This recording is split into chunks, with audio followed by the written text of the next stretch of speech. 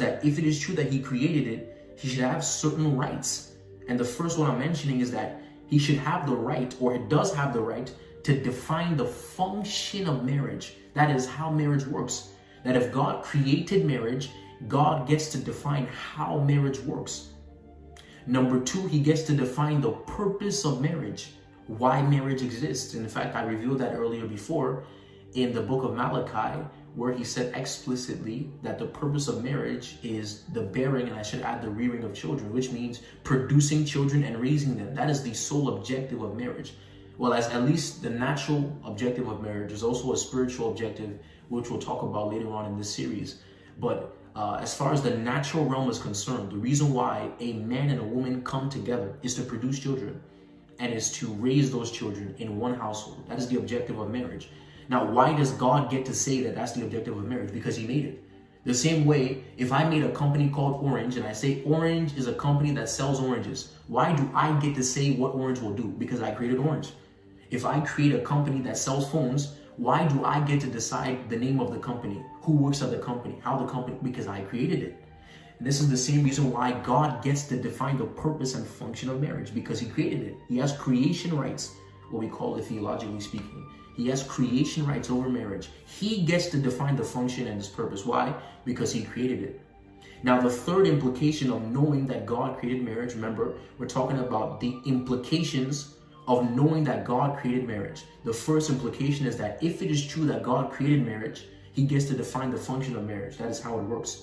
Secondly, he gets to define the purpose of marriage. That is why it exists. And thirdly, if man wants to then understand marriage, he must understand it from God's perspective, not from man's perspective. Why? Because man did not invent marriage, God did.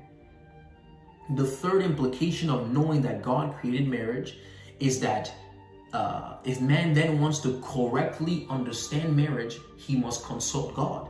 If someone makes a painting, if we want to understand the purpose of this painting, we have to ask the mind that created the painting. You can't ask somebody who's observing. Someone observing might have a good idea, but the most accurate perspective as it pertains to the purpose of this painting will come from the painter. The most accurate philosophy, belief system concerning marriage will come from the person that created marriage. Now, this may seem very, for those who are Christians, it may seem like a perfectly reasonable idea. It may seem intuitive, in fact, like, okay, this is common sense. No, but for the world at large, this is not an intuitive idea because, well, many people don't even believe God exists. What of those that don't believe he exists? And what of those that believe he exists but he didn't create marriage? What of those believe that God is not a person, as it were, but a force in the heavenlies? So he doesn't have an intellect as to be able to explain to mankind the purpose of a certain creation. He might just be something in the air that just made stuff.